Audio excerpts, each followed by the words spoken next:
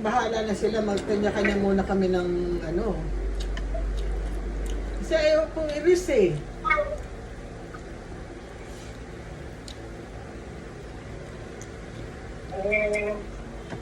Ano sabi ni Dr.